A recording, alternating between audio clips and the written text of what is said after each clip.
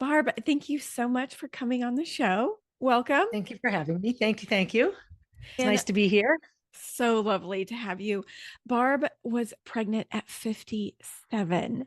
She will be sharing that story. But first, Barb, will you tell us a little bit about yourself? I am Barb, and I am a survivor of some pretty tragic things in my life, one of which is losing a child, actually losing two children, very different circumstances, and the mother of a baby at 57, which is not something I ever thought I would say was going to happen in my life. So let's go back to your story about getting pregnant and conceiving. Do you want to touch on your other children that you lost also? Yeah, I'll quickly touch on them. I have four children, two of whom live in heaven, two of whom are here with me.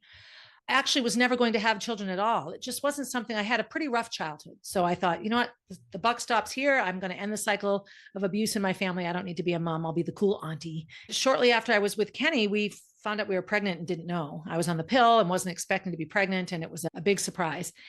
And that was the process of losing my first baby. He had a very bad heart defect. His name was Gordy, after his uncle and his grandfather. And he ended up only living for 25 weeks in my belly. And since I didn't know I was pregnant until 14 weeks, I really only knew him for 9 weeks. It was just, I found out about him in the end of June and we delivered him August 21st. And so that wasn't a long time to even know him. During that time, what I did find out was that I desperately loved being pregnant and thought I should be a mom. And so after his birth and death, Kenny and I refocused like parents who lose children do and thought, okay, let's get healthy and everything. And a year later, in August of 2000, got pregnant with Gracie. So Gracie was born in April of 2001. And 2 years later, Molly was born in April of 2003. And there it is. I have my husband, I have my house, I actually have a picket fence, it's white, and these two beautiful girls. And I thought, this is it, right? I have everything I need. I have my little family. Kenny has three children from his first marriage who were about 10 years older than Gracie and Molly. So they were a part of their life, but not a day to day part of it. When Molly was 13, she had a very brief 2 or 3 months of really bad headaches and throwing up and all these things. And we took her to the hospital over and over again, to the doctors, to the ER. And we really just kept getting sent back home. I feel that she was overlooked because she was a skinny 13-year-old girl. And I feel that had she been a 13-year-old boy, they would have thought she hit her head maybe. She just never was given imaging, was sent home with pamphlets on meditation. You need to gain weight, drink more water. It was unbelievably frustrating. At the same time, I really cared for my pediatrician's office and I had faith in my hospital at the time. And so I just went with what they said. And as a mom, I kick myself now for not being more aggressive with questions. So what happened was on May 1st of 2016, she had the worst night ever with vomiting, headaches. We called 911, took her to the ER, and she sat in that ER for 16 hours, unconscious most of the time. They gave her some medicine for pain and she just never woke up. She just kept slipping deeper and deeper. And I kept insisting they do a CAT scan and they kept saying, no, we don't do CAT scans on kids, which I'm an athletic coach. We do CAT scans on kids all the time. And so we got transferred up to the pediatric wing and the nurse up there right away thought, okay, this isn't right. And they ordered a scan. And while they were preparing her for the CAT scan, finally, a tumor ruptured in her head and killed her. So I watched all of this in front of me. Her skin turned funny colors and her body lose movement. And we didn't know at the time that she had died. They got her heart beating again. They took an MRI. They rushed her to a bigger hospital. They removed the tumor. But really, she had died right there late at night in the hospital after being there all day. So that whole week of her on life support is actually, this is going to sound odd, one of the best weeks of my life in that setting, because for 5 days in that hospital, everyone she knew, everyone that we knew and loved was able to come and say goodbye to her, which a lot of parents who lose children do not have that opportunity. And there were people like, why are you letting all these people come? I would just be all by myself. And I'm like, I have the rest of my life to be by myself with this. I want to talk about her. I want people to say goodbye, have closure. And so we had this incredible week. And then we came home and that was when the incredible stopped. And so it wasn't long after Molly's death that I started having this strange dream that I should have a baby.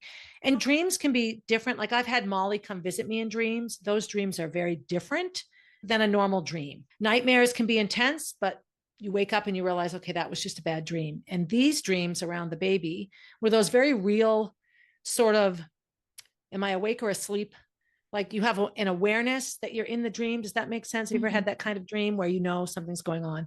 Yeah. And so I would wake up and just be like, what is going on? So of course, what I thought was, okay, I'm grieving and I'm traumatized. And so the psychological way I'm dealing with this is to have a dream about having a baby.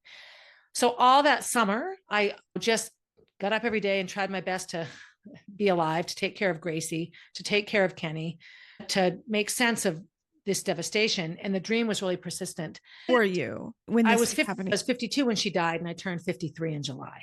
So 52, 53, my early 50s. I went to my normal OB, and she was an older woman and very close to retiring. And I said, look, I've been having this dream. I really would like to see if I could have a baby. And she bit my head off. That's insane. And really yelled at me. And I just sat there a bit dumbfounded. And keep in mind now, I'm fresh off of doctors yelling at me that nothing's wrong with Molly and that I need to stop asking for CAT scans, right? So I went home and I was really upset, like horribly upset. Yeah. And so I called this OB who had worked with my OB that I had when Molly was born years and years ago, and Dr. Chaudhary. And he's this great guy of Indian descent. And he's just a hoot. And he's like, get in here. And so I went in and how are you? And I told him my dreams. And so he said, we can't do it at this hospital because we age out at 49, but let's do some blood work and we'll see where you're at. And so we did some blood work and he said, probably the safest bet for you is IVF. And at your age, probably it's the only way you'll be approved if you can find a clinic that does people over 50. And I said, okay. So I had not even approached menopause at that point, maybe some perimenopause symptoms, but I was still having a period all the time. Then Molly died and they stopped. So I was about 6 months after. So he said, what you're in is trauma-induced menopause, where your body is so traumatized that it's actually very common in women in their 50s that have a big trauma. Really? So my blood work wasn't super menopausal, but I hadn't had a period. Molly, Gracie, and I were all having our periods the week that she was on life support, which was another hard thing. It was just such a connective. Your period is like evidence of life. Yeah. You're menstruating because you're a woman that can make a baby and grow it. And here's my daughter who's never going to wake up. These things always connect in my head. So he just said, you'll need to look around and find a clinic. And so I have a really good friend, Polly. She's my friend that if I'm at a police station, I need to be bailed out, she'll come get me no matter what. And I'll go get her. And we've actually done those things. Another story for another podcast. But so I said to her, she has had some medical issues and she connected me with her OB in Boston, who was wonderful. And she called me on the phone and she said, we don't do it here, but here's the clinic you need to go to and ask for Dr. Cardoni. And so I found this clinic in Stoneham, Massachusetts, which is right outside of Boston. And Vito, he's retired now. Oh, I love him. He's just as Italian as you can imagine. He's this big 75, 80-year-old Italian man. He walks with a shuffle, thick accent. He has one of those faces that's smiling even when he's not smiling. And so he sits down and I tell him the story and I tell him where I am. He makes an appointment and he's like, let's make this happen. He was just on board immediately. So this was still 2016 going into 2017 now. And you do a lot of preparation work before you get approved. We had to see a therapist and I had to have my mammogram was up to date, but I had all this testing I had to do, but I did all the basic testing first to see if we would go to step 2. And I passed everything. I passed the EKG and I passed the psychological and they do a little hysteroscopy where they take all this, they take a bit of your uterus out, like all of them. And he goes, the inside of your body does not match your age. So I have no worries about this. And of course, then when you get the cost, and I wasn't back to work yet after Molly's death, we were still in year 1 and we were in the throes of a very difficult lawsuit. So we said, thank you. And I said, I don't have the money right now. And so we're going to hold off for a bit. And he said, we're here when you're ready. And we drove home and this was in January of 2017 now. And I just looked up at the sky and said, okay, stop. I can't do this right now. Cause I didn't want, the dreams were becoming persistent. Sometimes it was just a voice.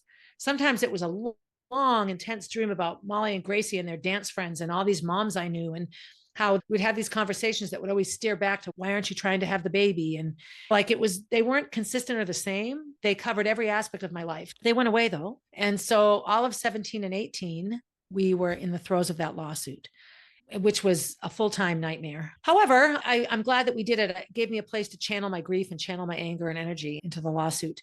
We settled that in 2018 in June. And about 2 weeks later, I had the dream again, my first baby dream. When it was like the universe is like, all right, you have the money now. It's time. Yeah. And so I had been really drinking heavily and I was on a gazillion prescription drugs. I don't know how I'm okay, quite frankly, when I look at all I was on and the interactions, and I can't imagine, but I have a nerve condition called trigeminal neuralgia, and they treat that with anti-seizure meds. So I had 3 of those.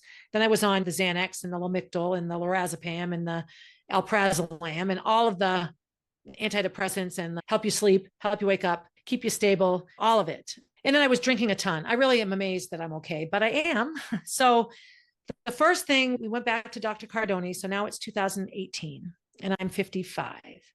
And he says, okay, you have to go off all this medicine. So during this time, have a mammogram. My colonoscopy was fine, thank goodness.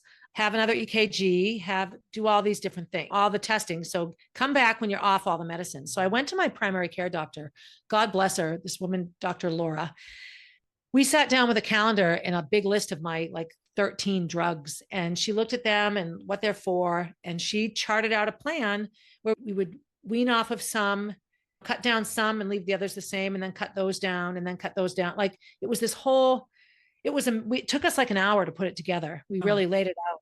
And I will tell you right now, I have such profound respect for addicts that come clean, because that was as hard as dealing with Molly, coming off all of those. Most of the time in those, from August 15th to December 1st, I felt like I could hear the ocean in my head. My hands and feet were asleep most of the time. My voice, when I talked, I felt echoey. I was just so not okay because my body was just having to come back to normal. Yeah. But we did it. But you had motivation too, right? Yes. And I desperately wanted to come out of the black hole I'd been living in. I didn't want to be feeling drugged up all the time. I knew that I hired a spiritual mentor at this time and joined a spiritual mentoring group. My CrossFit gym had one of those, pay $500. And if you lose 30 pounds in 8 weeks, you get your money back. I signed up for one of those. I was very heavy. I'd gained 30 pounds. And did you do it? I did. Yeah. I was super thin. I've never been a heavy person. A lot of my weight was medication, but a lot of it was, I stopped eating anything healthy for a long time. I ate carbs and drank alcohol. That's really what I did. Yeah. All of that was, it was this whole purification process is how I feel. And so I got through that process and December came. And what I noticed with going off all the medication is my face was in agonizing pain. Your trigeminal nerve is right behind your ear in your brain. So trigeminal neuralgia is when the nerve becomes irritated. It's close. The nerve center is close to the nerve. So if you have trauma, sometimes it triggers the nerve center and the nerve center continually fires and it never stops. So you constantly feel like you have pain, which is, mine felt like a toothache. I had 3 teeth pulled thinking I needed them pulled because they hurt so much. There was nothing wrong with those teeth. It was trigeminal neuralgia. Wow. So when I went off all those pills, my face pain was unmanageable. And I thought, I can't go 9 months. There's no way I can do this. And because of my age and all of that, a young woman with epilepsy could absolutely take anti-seizure meds during a pregnancy. It's a whole different beast because for her, they would be a different medicine. A 53-year-old woman with epilepsy wouldn't be approved to have a baby. So do you see the conundrum there? Yeah. So there's this amazing doctor in New York City, another guy not from America, Dr. Eskandar. He's from Turkey, Turkish descent. So I have my Italian, my Indian, and my Turk. So he was amazing. And I emailed him and said, I got your name through a friend of mine. This is my situation. I'm trying to have a baby. Could you help me? And he goes, absolutely. Have this MRI and then schedule an appointment with my office. And his nurse couldn't believe that he said yes because they weren't taking new patients. And afterwards, he just said, something about you told me that I was supposed to help you. So what happens is I have the MRI with the contrast and they find 3 brain tumors in my head. So keep in mind now, Molly died of a brain tumor that we didn't know she had. So the whole time we're fighting for her, I had 3 tumors in my head, nothing to do with my face pain, completely unrelated. Separate. Yeah. Yeah. So what now? So Kenny, my husband at the time, was still on kidney dialysis. He needed a kidney transplant. He was extremely sick and just getting sicker. And this was all my daughter Gracie's senior year of high school. So Kenny has the dialysis. Molly has died. Now the one healthy person in Gracie's life, me, her mother, has brain tumors and they have to come out. One of them was sitting, it went in my eye and ear, at the junction of those 2 nerves, but my carotid artery was being compressed. And so Dr. Eskandar, his concern was that I would have a stroke because this artery was being compressed. So I would never have gone off my mouth medicine if I wasn't trying to have this baby. So I thought, okay, this is why I'm supposed to have the baby, to save my life. It could probably stop now. Maybe I'm not supposed to have the baby. But I just let everything unfold because at this point, I felt like I was just a passenger on a train, the baby train, right? Yeah. And it wasn't really about me and my desires. So I had the tumor removed. Then I had the other two radiated, and then I had the nerve so I have a giant scar here and a scar back here. So from January to April, I had 2 craniotomies and radiation to take care of the brain tumors and my face condition. Uh-huh. As I said, Kenny's getting sicker and sicker. These are where some of these weird connections come in. So we were at Disney in April. So I have April 10th, I have my head cut open. April 24th, we go to Disney because smart. So we rented a house and we were staying with friends. When Kenny had dialysis, he and I would just stay home and everybody else would go to the park. Mm-hmm. So Kenny was lying on a lawn chair, just like trying not to throw up. And I was bald and my head was hurting and I was just miserable. And I'm online on the computer and I see that a friend of Molly's and Gracie's from dance was on life support at the same hospital Molly had been at. And now we're at the same time of year now, late April, going into May. And I messaged the mom, and their daughter, Rachel, was 20 at the time. And she had gone to a restaurant and there was peanut paste in an egg roll that she ate. And it wasn't on the menu that there were peanuts in it. And she went into anaphylaxis. And so a whole series of missteps, and she ended up being on life support and not surviving. So when we got home from Florida, we just jumped into action for this family because why wouldn't we? Everyone had helped us with Molly, and Rachel had danced in Molly's memorial service. We had a big show for Molly's memorial service. It was at a theater. And so Rachel was in the opening number. So in the whole process of helping this family say goodbye to their daughter and just everything that had been done for us, my tattoo here, it says #Heart Molly Be the Miracle. We made Be the Miracle shirts for Rachel because that was something she always said. So we just took care of that family like we had been taken care of. So in the process of setting up for Rachel's removal from life support, her mother asked if we had donated Molly's organs, and we weren't allowed to because we didn't know if Molly's tumor was cancerous, which it was not. And I said it wasn't. And that's frustrating because Kenny could have had her kidney. So Jen looks at me and she says, Kenny needs a kidney? And I said, yes, he does. What's his blood type? And I said, O positive. And she went, so May 7th was Rachel's 21st birthday. And so they unplugged her the next day. So she's at the hospital having a 21st birthday party. Molly, we're at the cemetery because May 7th is Molly's unplugged day. So we're sending lanterns into the sky to say goodbye to Molly. And Rachel's mother calls and says, we'd like to give Kenny one of Rachel's kidneys. I can't tell this story. So the kidney that lives in Molly's dad danced in Molly's funeral. That's an intense, so again, that might not have anything to do with my baby journey, but everything was a part of right now, me getting healthy, getting Kenny healthy. How can we be healthy? It was your and path. so yes. And so May 9th, Kenny gets a new kidney. So that summer we get approved for IVF. I've had enough time now. And so we went ahead and had an IVF transfer in August of 2019. So it didn't work.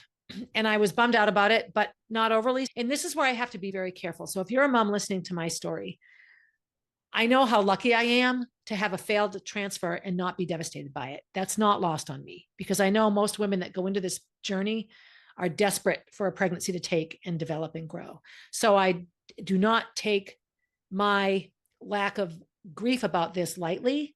It wasn't that I didn't grieve that the pregnancy didn't work, but for me, it was only a part of the whole story. Like Jack's arrival was a part of the brain tumors and the kidney transplant. Does that make sense? Oh, totally. I don't ever want to come off as glib or uncaring because the women I met, some of them were like, we wish we were you. And I'm like, I'm sure that you do. And I'm going to honor that as best I can.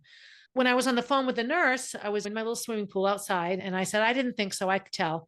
Plus, you're not supposed to take pregnancy tests, right? I peed on a stick every day. Of course. Yes. Give me a break. Now don't pee on a stick. Okay.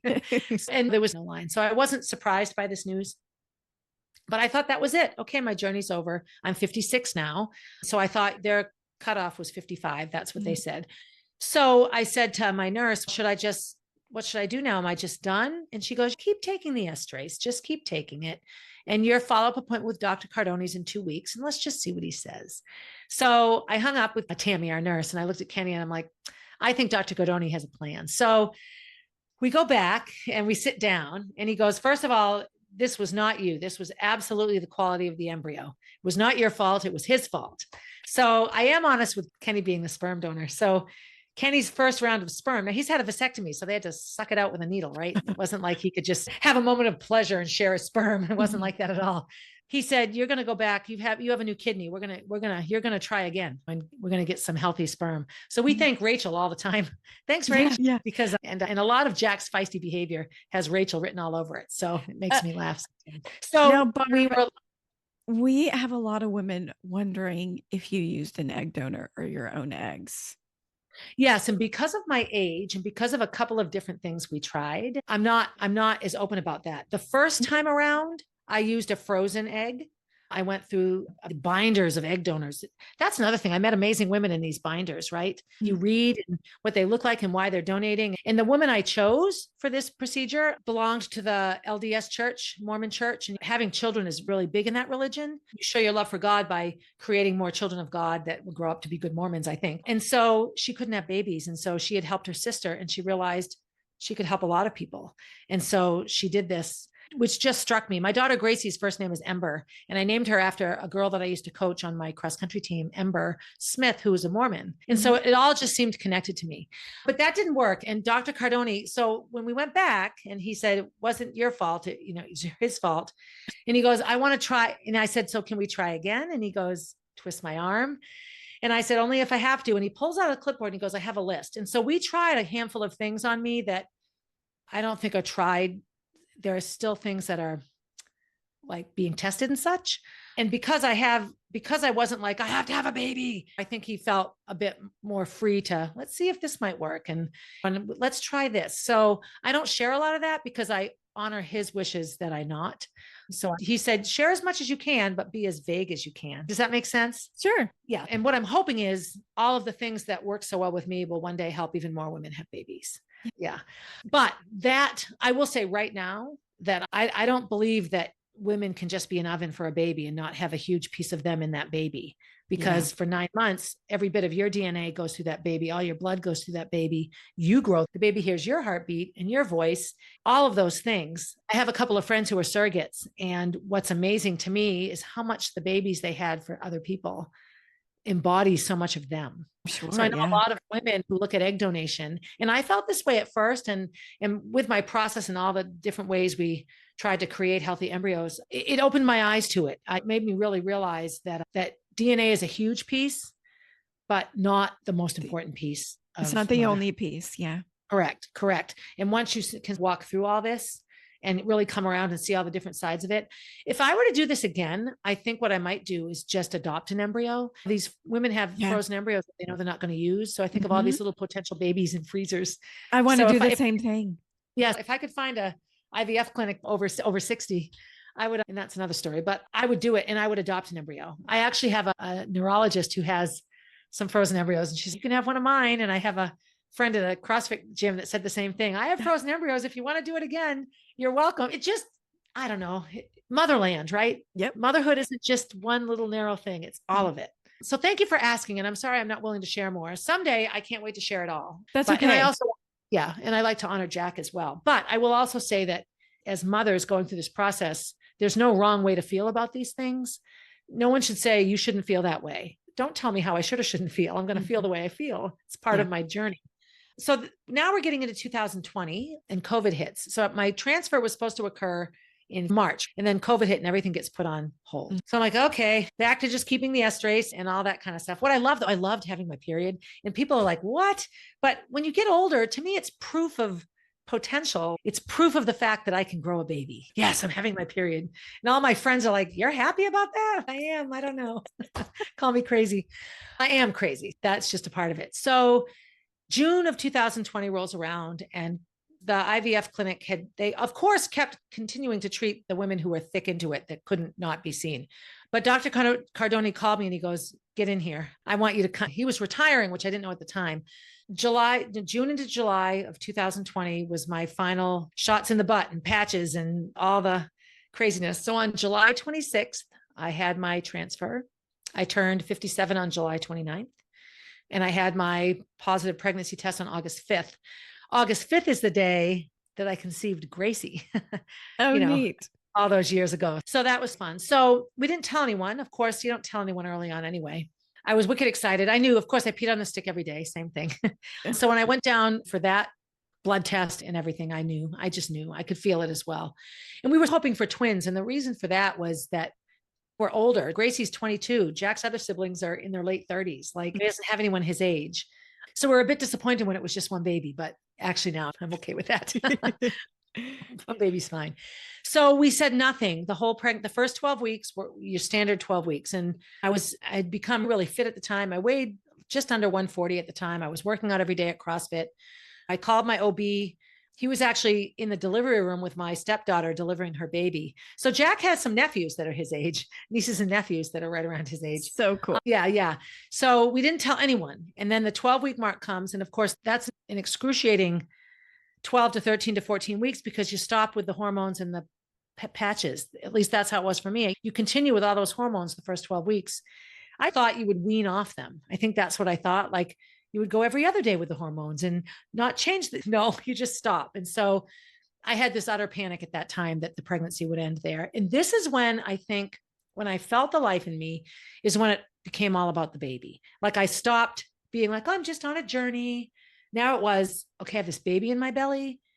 Nothing can go wrong. Logically speaking, I stayed healthy. I continued working out. I worked up all the way. I worked out. I lifted weights and all of it right up until the week Jack was born. Like I never, obviously modified. I have some great video clips of me lifting weights with my big belly up over the head and stuff. I love that. Yeah, they're fun. Got to the 13-week mark and I said, okay, I can finally tell people. And Dr. Chaudhary, God bless him, he said, you know what? No, you can't tell anyone until you're at week 22. And I just looked at him like, what? And he said, I'm going to put you through every test there is, because the judgment you're going to receive when people find out you're pregnant will be huge. How about we wait until the baby's healthy and born, and then you make it public news, then you make it big.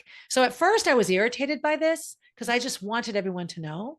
Yeah. You were excited. But as I went along, I'm like, So I told my CrossFit coaches, because I'm working out and they need to know that my expanding belly isn't gas or a tummy tumor, that there's a baby in there. So little by little people knew. But I had every test.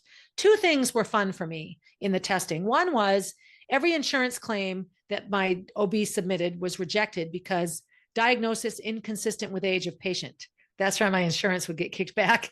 So of course I'd call and they'd say, we can't prevent the kickback letter. We're covering everything. Don't worry about it. It was just funny. Yeah. Okay. We're not going to cover the ultrasound because you're too old to be pregnant. Okay. But I had the ultrasound. There's a baby in there. What was that? And then the other one was a lot of the computer software couldn't generate the required answers because it didn't go up to 57. It stopped at 49 or it stopped at 50. Like it couldn't accommodate me. So a lot of the testing had to be sorted through manually. Wow. Because they couldn't just plug it in to the programming. It didn't work. Yeah, I know. And of course, there were a lot of COVID restrictions still. So I had a couple of phone appointments with the high risk OB. And she's like, you can't have a BMI this low. I can't wrap my head around what you look like. You're 57. Like I said, I know you're picturing a polyester pantsuit, woman in a recliner, crocheting potholders. I get it, but that's not me. It's not what I look like. I know what you're thinking. So when we could finally meet in person, we were actually on an iPad, like a Zoom meeting. You have to stand up. So I stand up. I'm like, okay, here I am.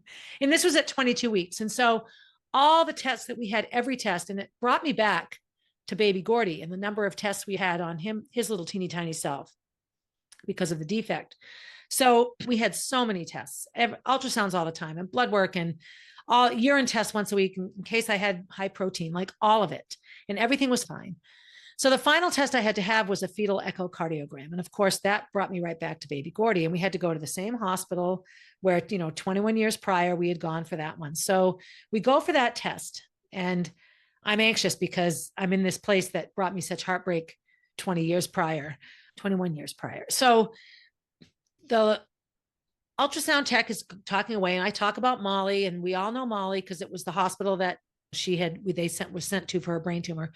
And then we talked about baby Gordy and Dr. Rockenmacher, this guy with a thick Irish accent and everything we remembered. And she just laughed and giggled and we chatted away through the whole thing. And I told her all about baby Gordy and how traumatic this was for me, how triggering rather.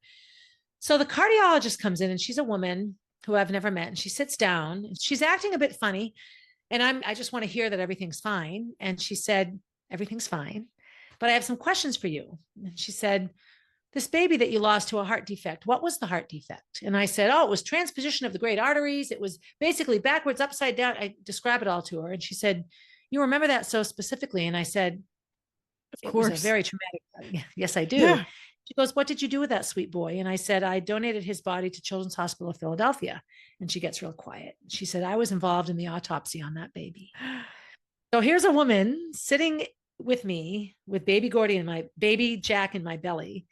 And she had held my little dead baby in her hands. Wow. And isn't that crazy? I smile Yeah. because I just feel like, so the other piece to this is she said, she goes, I retired from NICU work. I can't do sick babies anymore. The only reason I'm here today is because we're short staffed and no one here to cover. And when I saw that one of them was this, I was going to say no, but I saw your age and assumed that it was a mistake and that you were having a different kind of ultrasound. So I came in. I'm like, you were supposed to come in. So that's when I got so much information. She said how helpful it was to see the heart that little, to see it, because they can look at how can we get ahead of this and repair it so that these babies can be born. It was pretty amazing. Kenny and I couldn't talk we drove home and just came and sat like we couldn't even talk because it was just so profound. Yeah. Like, what are the odds of it? Yeah, it was a connection. Yeah. Full circle. Yeah, big time, big time. Amazing. So it was amazing. So my pregnancy continued on just fine. Now I'm starting to show, but now I have permission. I can tell people. So I start telling people. And of course, that's the best, the total expressionless response from most people. Hey, I have some news for you. I'm 22 weeks pregnant with a baby boy. They don't know. They just stare at me. What?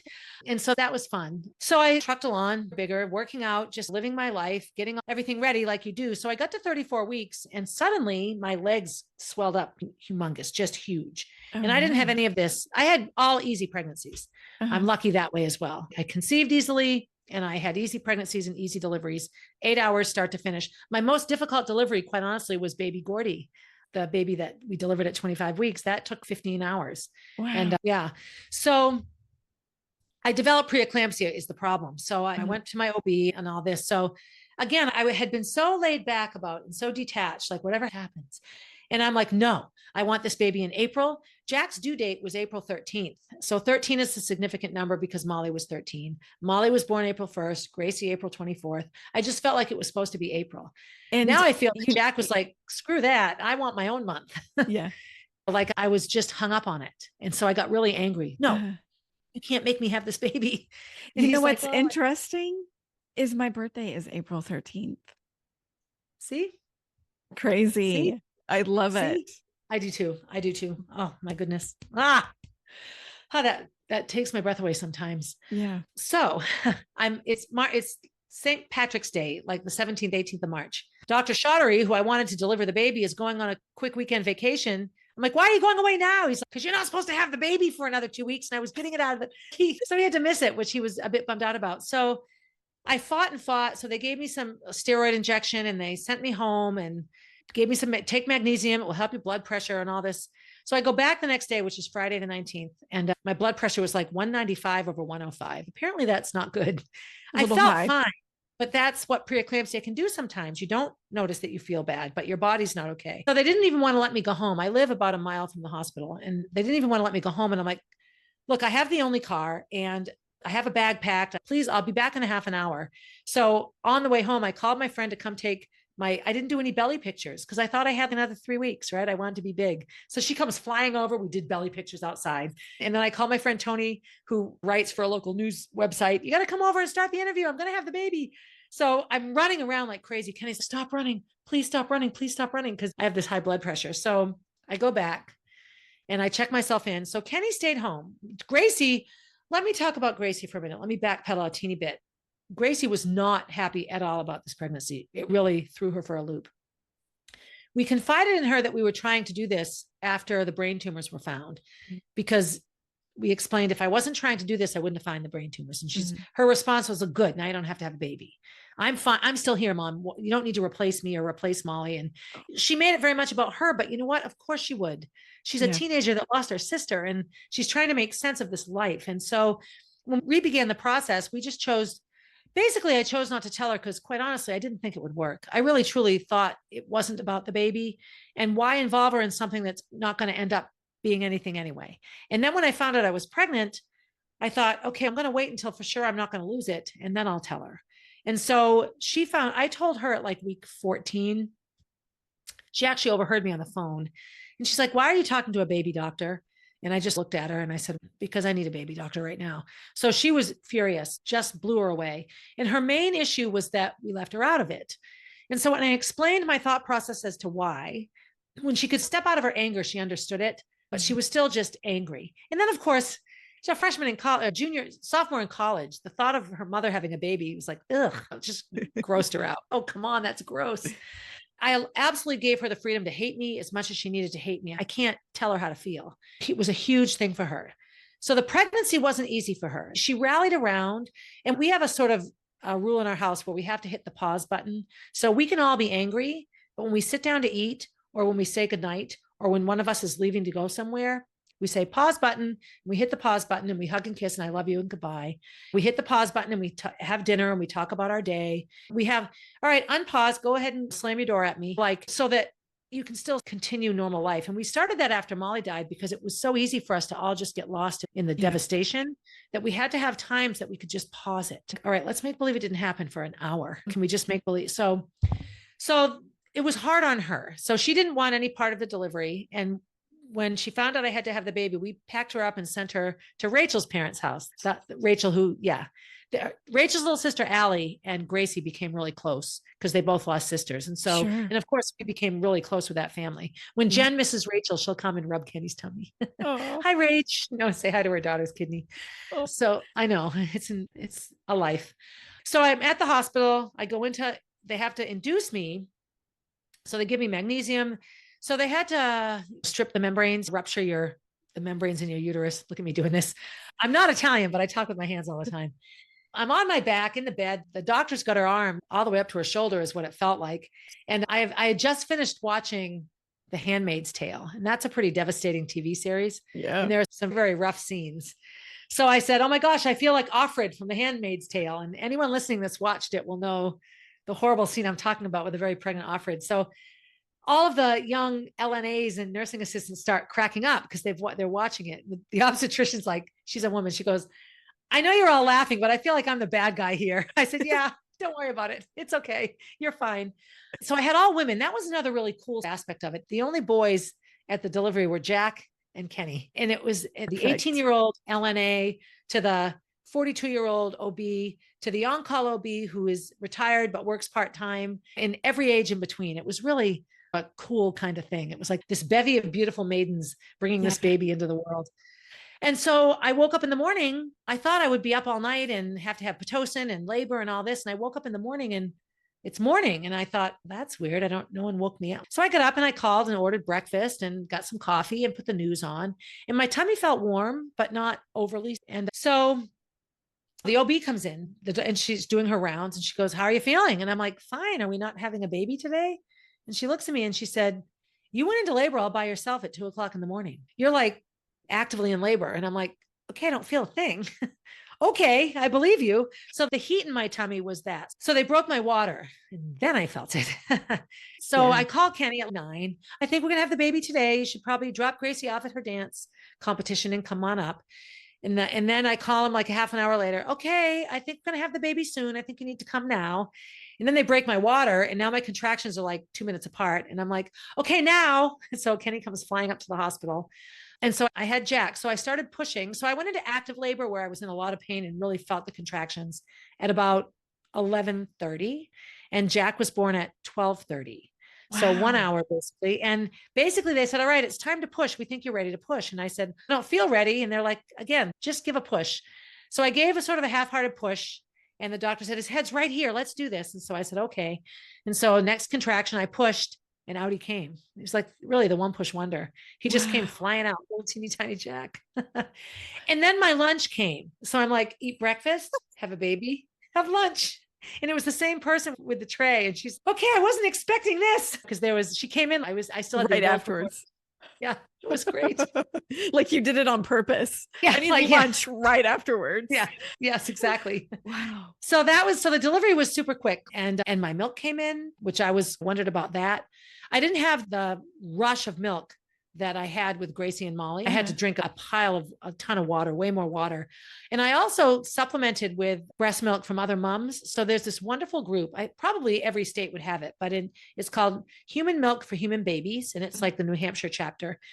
And so I met two amazing women. This woman, Jackie, so her name is not lost on me. She was the first woman I met, and they were moving, and her daughter was almost done, and she had 200 bags of breast milk, and she said, "It's all yours." And so I had it in my whole neighborhood's freezers everywhere had milk for Jack. And I would supplement during the day with the bottled, because he was little and they were concerned he wouldn't gain weight fast enough. They wanted me to use formula. I am not anti-formula in generic terms, but I just breastfed both my babies and very much felt like that's what I wanted to do with Jack. Yeah. So I was able to do it. And then a good friend of mine, Kelsey, she had a baby like 3 months after Jack, and she massively produces milk. And so when my Jackie milk ran out, she'd come every Sunday with a cooler full of milk for me. Wow. With 30 bags of milk, and her kids would decorate it up to Jack.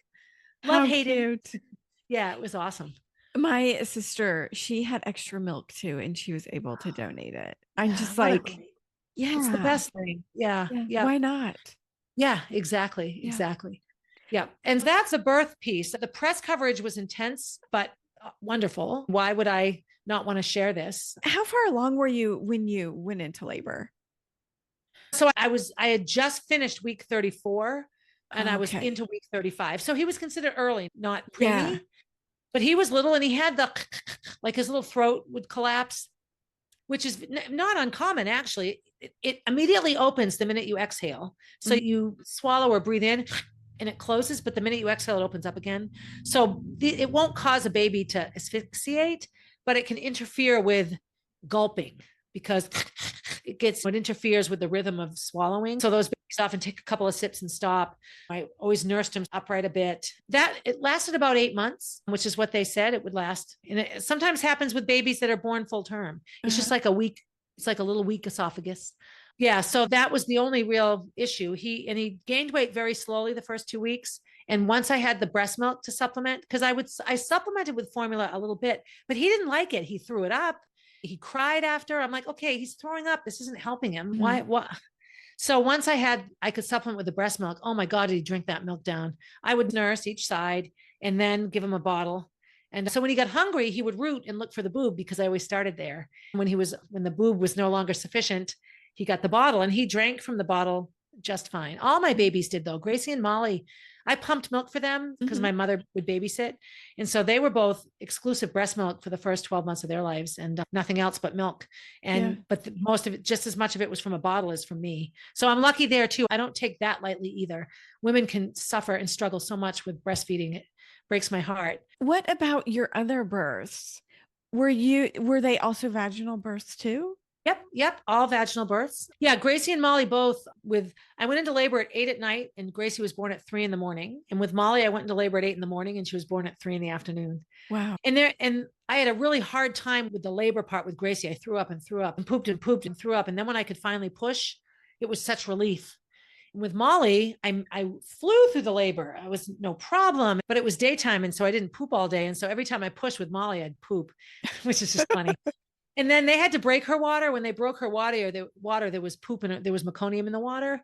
So they had to bring in all the heavy artillery and she was fine. She didn't ingest any of it, but the pushing was hard for Molly. My contraction stopped.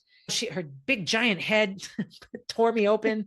They had to give me Pitocin and the doctor was like, don't push. And I'm like, okay, you can't tell a woman in active labor, don't push. Like, okay.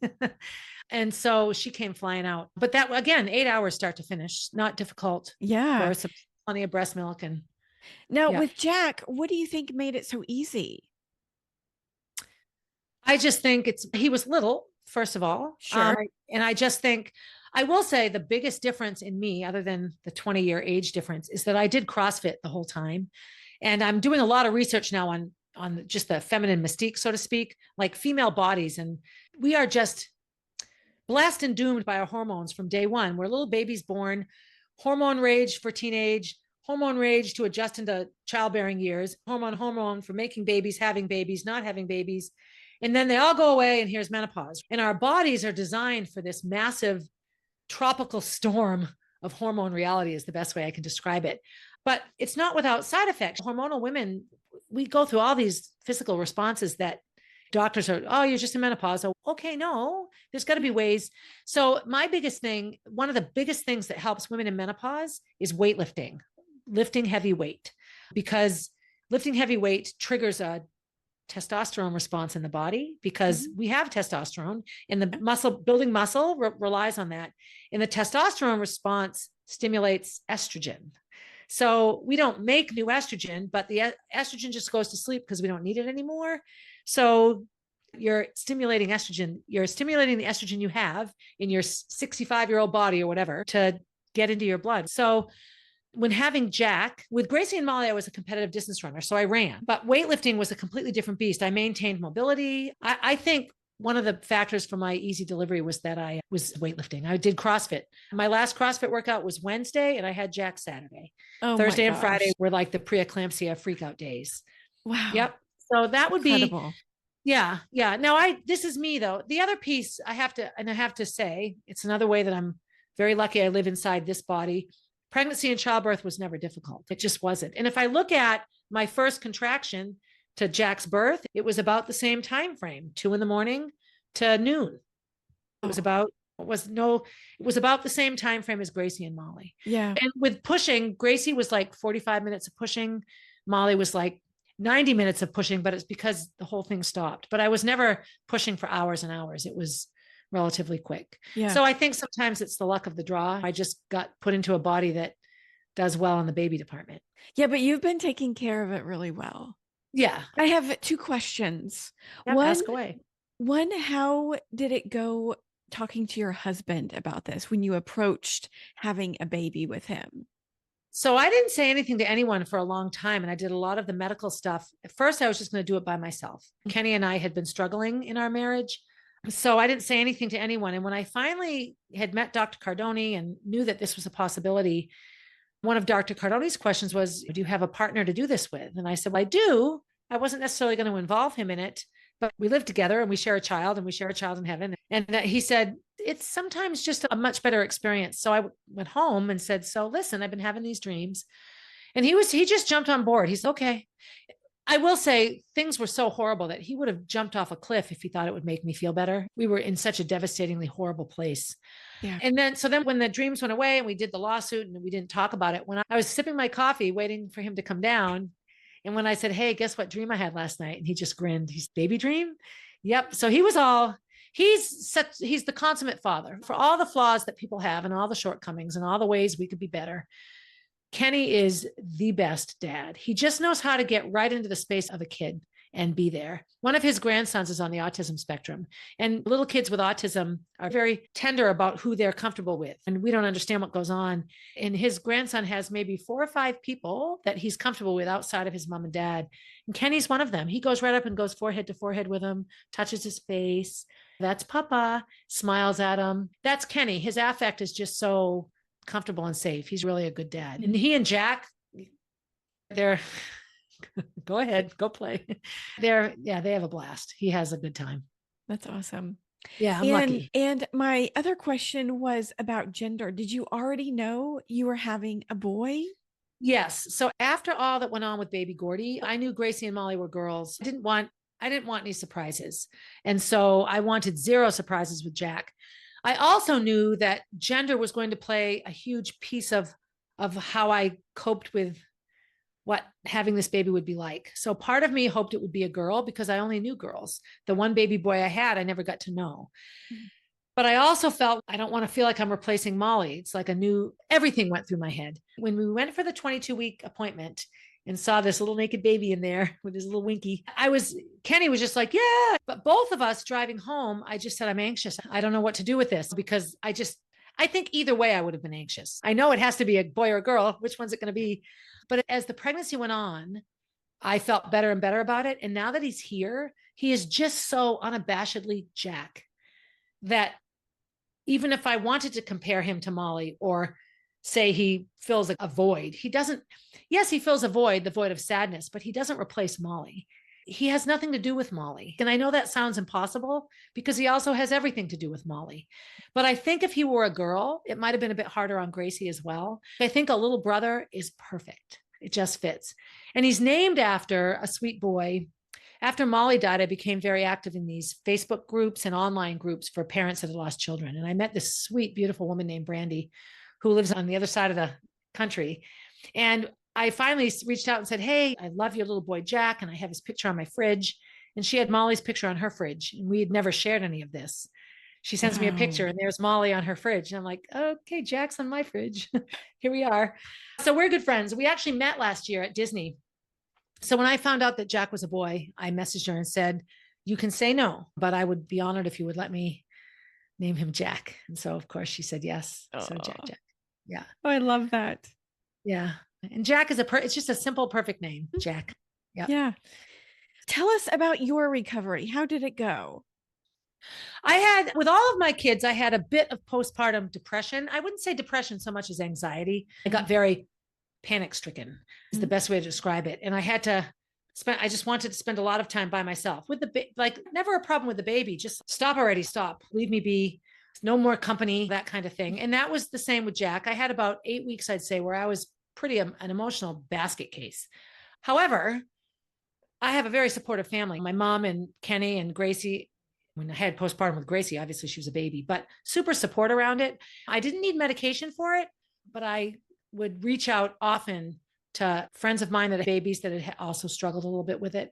But physically, perfectly fine. Once all the puffy preeclampsia weight went away, I was back down to within 10 pounds of my starting weight almost immediately. Wow. And I didn't work out for a while. I gave myself time. Jack was born March 20th. And I think I went back into the gym June 1st. So I gave myself all of April and all of May but then I did a 2-day CrossFit competition that August. So Jack was born in March.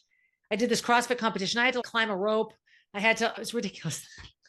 Walk on my hands, like all these crazy things so I actually probably weighed about 150 then. I was still pretty heavy, but I had great recovery. But I had great recovery with Gracie and Molly as well.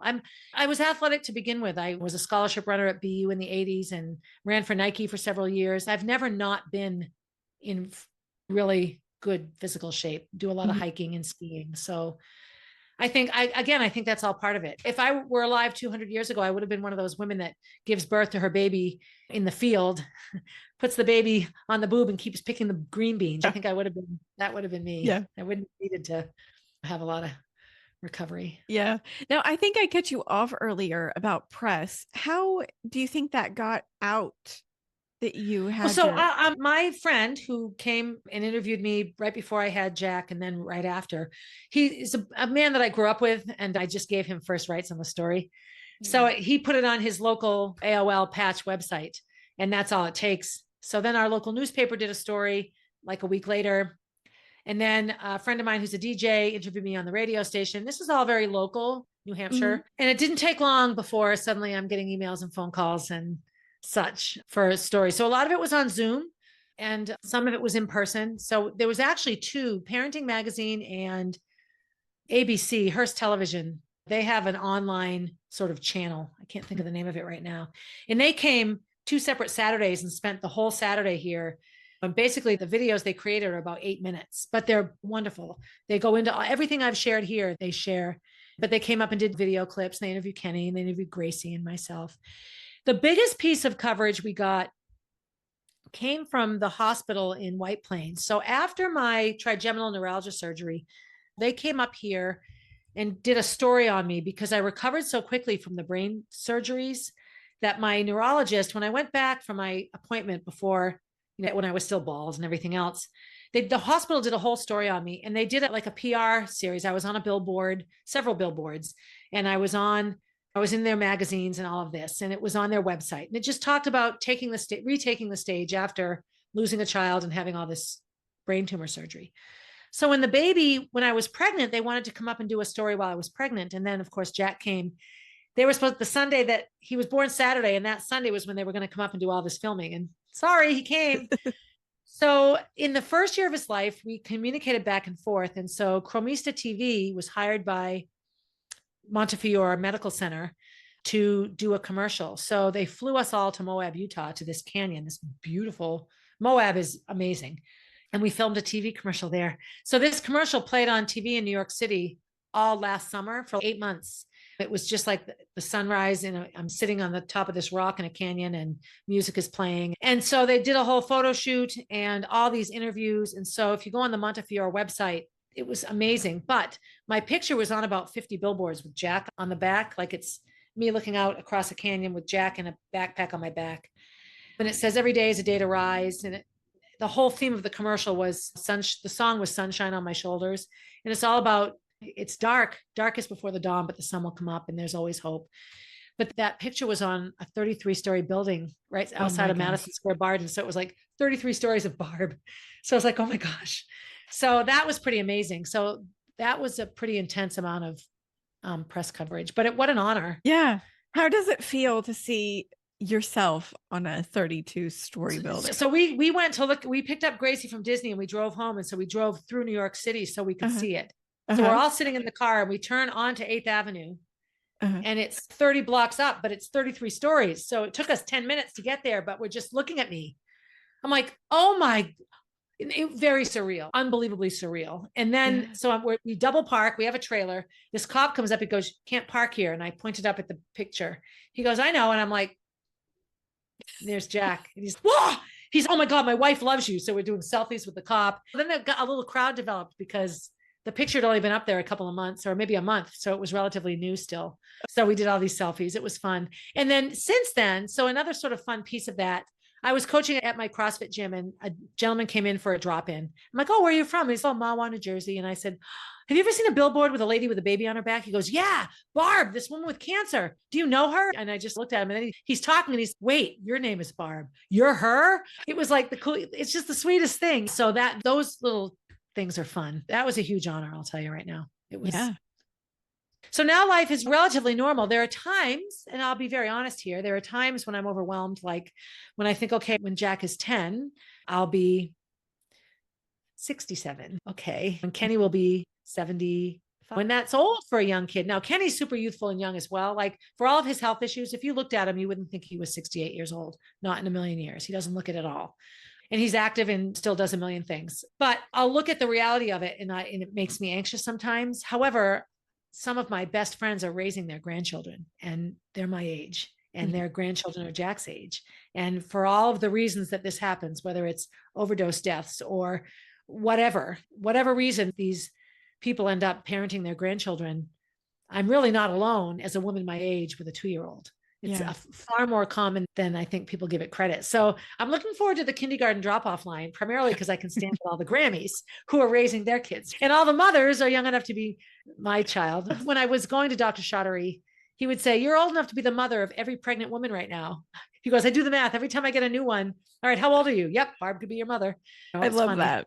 Yeah, yeah. So I went for a checkup and he's like, come on, have another one. I'm like, are you kidding? He goes, why not? You're healthy. He was just so funny because he was so tender at first about it. Okay. And are you sure? And yeah, he's funny. I just think you should. I'm like, okay, we'll see. I don't know. I go back and forth. I would love to, but my clinic, Dr. Cardoni has retired and Tammy goes, all of us are sad because we all hoped you would come back, but the new doctors aren't him. Yeah. So I don't know that there's a clinic in the United States that would take a 60-year-old. I don't know. I haven't really looked. So. I know my doctor said the cutoff is 50. Yeah, there are some over 50. There are clinics over 50, but I think they're few and far between. Or they don't say it, and you make an appointment and you go in and they do a whole assessment and they say, "Yep, you know what? Yes," because a lot of them are 52. That was a common. My clinic is 53. So if you know anyone that's 50, 51, 52, or 53, send them to Stoneham, Mass. Yeah, that's a clinic for women over 50. Yeah. And once you're in, you can go over the age limit once you've already started the process. I thought once I turned 56, I was done. And he goes, no, you're already here. You're here. You're in process now. So I was able to continue. Yeah, that's great. Is there anything else you want to add about your birth or pregnancy? I do want to acknowledge that I'm incredibly lucky and that I know I'm not the norm at all. So two things. I feel that I want my birth to be permission for women to put their foot down and say, just because my age is this number doesn't mean I don't deserve the chance to try this. It's Mm-hmm. my body and my life, and I want to try this. The other side of it is I want all these women struggling to be mothers to know that I don't take it lightly, and that I don't want my ease of this to make them feel that it won't happen for them. It's such a tender balance. I am incredibly freaking lucky. I just am. I wish I could just shed the luck onto everyone that wants to be a mom and have a baby. I get it. I get it. I would want anyone listening to know that it's not lost on me. If you're on your 5th round, or you've tried Clomid, and then you've tried IUI, and then you've tried IVF, and it's fail after fail, and now you're looking at other options and considering surrogacy. And I just love you, and I hug you, and I'm sorry. And it's not lost on me that that wasn't my experience. But the fact that I could do it means that a lot more women can than are given the chance to. And, go ahead and use my name. Tell them I said, Barb did it. I want to try. Your story gives so much hope to so many women. Yes, exactly. Yeah. And I acknowledge too, I can climb a rope. I can climb a rope 18 feet up. It takes me a bit, but I can do it, and I can let myself back down, and I'm 60. That in and of itself I'm lucky in this body. Yeah. I know that's part of it, but in terms of growing a baby, it's what we're designed to do. And I feel that every woman who wants to be a mom deserves the chance to try it, no matter how old she is. Yeah. Beautiful. Yeah. What has been your biggest challenge being pregnant at 57? I would say my knees, because my knees are every bit my age. Thank you very much. Yeah, I did have I will say physically, I had a much harder time getting up and down stairs than I did with Gracie and Molly. I have to walk around upstairs for a long while in the morning before I could come down because my knees hurt so much. So that was tricky. And I would say some of it was just feeling that I had to justify my actions. I was considered an older mother having babies at 38 and 40. So there were lots and lots of people whose initial response, people were nice to me to my face, but being afraid to tell somebody because I was afraid of judgment. Like one of Kenny's children was horrible about it and really was upset and tried to get the whole family against us. And it was just horrible. Now, again, I can't fault her. She's going to feel what she feels. She had her reasons for being that angry, but it was hard on us. It was just like, come on, this is a beautiful thing. You might not agree with me, but you're not my mom. My mother was quite vocal initially that she thought it was a poor idea. And she didn't find out until I was 22 weeks along. And she got happy tears and cried. And Jack loves his nanny. Oh my gosh. She comes over and just plays with him so Kenny and I can get stuff done around the house. And when she shows up, boy, he just flies out the door. Here's another thing. And this is for maybe women that would like to have another child, or women that haven't had children yet and are having children older. Either way, when I was 38, I had a mortgage. I was deep in my career. I still cared that my boobs looked good in a small bikini top. I wanted a flat tummy. I wanted to go out and hang out with my friends. Like I was still in the thick of my life, right? So having a child was one more thing to add to 50 other things. At my age, I could give 2 hoots what I look like naked. I want to be healthy, but I don't care now in a way that I did then. Yeah. I'm at a place in my career where I'm self-employed. I'm not beholden to a boss that's going to be upset if I have to take time off to go nurse my baby. If I don't sleep all night, that happens to me anyway. I'm in menopause. Now I have company. Do I pee when I sneeze? I did anyway. Do I cry all the time? Still do. You know what I mean? Do I have a bloated belly? Yeah, this one has a baby in it, but it's no different than if I didn't have. There are so many aspects of motherhood, of growing the baby, of being a mother that are just easier. I feel like the grandmother sometimes, like I just get to enjoy it. Because I just, like 2 nights ago, it was that full moon, that big moon. Oh my God, Jack was up all night. So he still nurses. He's 2.5 and he still nurses quite a bit at night. Incredible. I know, I love it. So I don't want to stop. Yeah, when he's ready to stop, I'll stop. But people like 2.5. And I'm like, Molly nursed until she was 2.5. But she was ready to stop by then. The first thing he says when I get home, boop, calls it couch, boop on a porch, boop on a chair, like wherever he wants me to be. So a few nights ago, we were just up all night. So I just didn't get up. We just stayed in bed until 8:30 because I can. Yeah. And so I've traveled. I've gotten drunk and come home and been hungover. I've gone out on dates. I've gone dancing in my little black dress. Like I've done it. Like I'm not missing anything. Yeah. If I spend 5 days in a row home with my 2-year-old, yay. Yeah. Like that part has been so much easier because I don't have the stressors. And if I have a boss that doesn't like that I'm missing work for Jack, then I can just say, okay, bye, because I'm not counting on that. My mortgage is paid off. It's just a different beast. And so I encourage women who have career focus suddenly, oh no, I'm 45 and now I want to have a baby. And what if I can't? Go for it, because you'll be a really relaxed, well-rounded mom when that Yeah. baby comes out. So, Even me at 42, I think I'm oh, so much absolutely. more relaxed now. Yes. Yes. Oh, no kidding. So I was 40 when Molly was born. So most of my friends, their kids were 5, 6, 7 years older than mine. And they had them at the end of the 20s, 30s, and they still bemoaned, oh, ever since babies, my body's terrible. Like, so 10 years later, when I had Molly, I was in my 40s. I'm like, my body was going to be terrible anyway. So I'll just do the best I can. Like you have these, you're in a different place than you were when you were 32. Definitely. And is there anything you'd recommend that would help prepare someone for pregnancy and birth over 40? I would say spend a good amount of time really becoming healthy. Make believe that you're going to enter a beauty pageant, or the biggest thing would be overall health. And let me please include how you feel about yourself, like loving yourself, feeling good about who you are, and acknowledging that you're perfect just the way you are. So much of us as women and mothers, we have incredible pressure to be all of it, to look pretty and clean the house and work full time and don't complain, and all the things that can make us just feel overwhelmed. But I do feel that oftentimes women get pregnant and then think, okay, now I need to get healthy. Yes. I would say another really good way to prepare yourself for pregnancy and being healthy is to spend at least 30 to 45 minutes a day doing something you love, going for a walk, watching that show you love, sitting by a river, listening to music. I don't know, something that is just something that really is you. For me, it was CrossFit and going to the gym. Sometimes I'd already worked out or I'd done something different. I just love my gym friends. I would just go hang out down there because I could, and it just made me feel better about myself. I liked being around those people. Surround yourself with people that think you're great. I love it.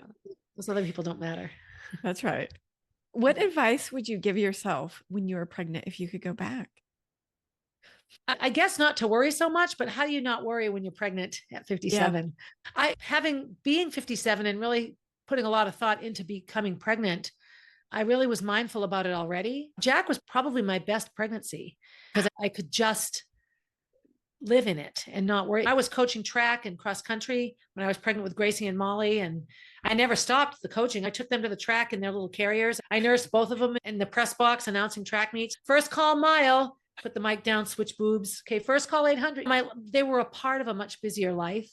Yeah. I don't know. The advice I would give 38-year-old and 40-year-old Barb was to slow down and enjoy it and don't worry about it. You don't have to please 50 other people. Just take care of yourself and the baby. But that's not the mindset of so many young mothers. It just isn't. We're still so caught up in everything else. But yeah, just enjoy it. Somebody made a comment the other day. Oh yeah, I'm going to have another kid. I'll have no life. I'm like, what do you mean you'll have no life? You'll have an amazing life with 2 kids. Like, when does having a child mean you have no life? And so sometimes just redefining what it means to have a life. You won't have a sorority house life, but is that the life you want as a mother? Sometimes we're quick to say my life ended with children. No, your life starts. It's a whole different life. That's right. Yeah. I love that. Yeah. And what advice would you give another woman over 40 trying to get pregnant right now? To be patient, to be insistent with the doctors, and be patient with yourself. Does that make sense? Yeah. Put your foot down, advocate. I can do this. This is what I want. What's the next step?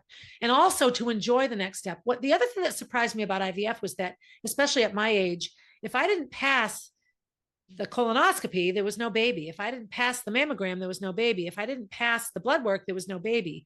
If I didn't pass every little test had to be a certain way, or you didn't take the next step. So I knew it was safe. So that's a process that I found a lot of comfort in the process, because everything that went well, that had nothing to do with conception, just the body, gave me confidence. And so I would say women over 40, just be confident in your health, but advocate for yourself firmly. Stand with a fist. You know that it was a movie and there was a Native American woman. Her name was Stands with Fist because she was strong. So stand with your fist. But when it comes to you, when you look in the mirror, give yourself a hug, take a big breath, acknowledge that it will be fine, one step at a time, and be patient. Because all that stress, it's hard not to stress and worry, but sometimes it's our own worst enemy. It is. So enjoy the process. Forget the outcome as much as you can and enjoy every little bit. Enjoy slapping that patch on your butt and enjoy the injections, as weird as they were.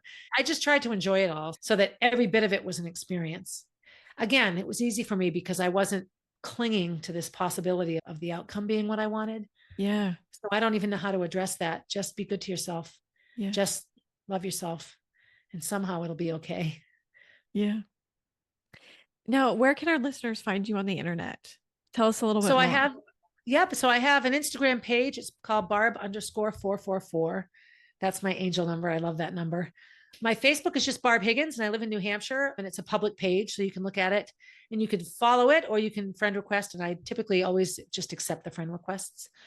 I have a website, which is 1000tinysteps.com. And that's where my podcast is. I do a weekly blog. I also do a weekly email, and I sell nothing on the email. It's not one of those emails that you read and then you have 5 paragraphs of stuff you should buy from that person or services. No, I just tell you what's going on. Podcast about. So it's called 1000 Tiny Steps, and it's basically about my life. So it's basically talking about all the steps that happen before something big happens. When I taught high school health, I would say, people don't wake up and say, I think I'll get drunk and kill somebody with my car today. But people get drunk and kill people with their cars all the time. Yeah. That choice started 1,000 steps ago. Lots of things happen for that person to wake up on that day to create those circumstances for that event to happen. And good things. You don't just wake up and say, I'm going to go to the Olympics and win a gold medal and then go and win the medal. No, the training and the planning starts thousands of steps prior to crossing that finish line, right?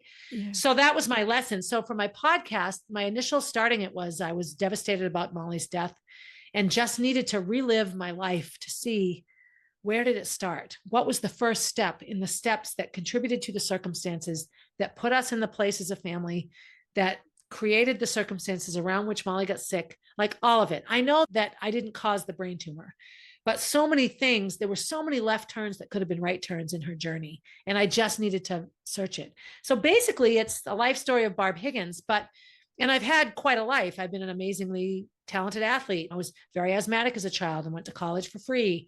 I suffered terrible sexual abuse as a child and was able to come out of that relatively unscathed. So I talk about that. I talk about the brain tumors. I just talk about all of it. I just talk about each sort of chunk of episodes is about one thing. I talk about my alcoholism and my struggles with sobriety and drug addiction and drug use. I had a horrible job loss. I talk about how traumatic that was. And so I just talk about it, but I storytell it in a way that there'll be something in it that you could take away from it. It isn't just about my job loss or my AA experience or my child loss or my full scholarship. Everything touches on things that we can all relate to. And so my main reason for doing it selfishly was just to feel better.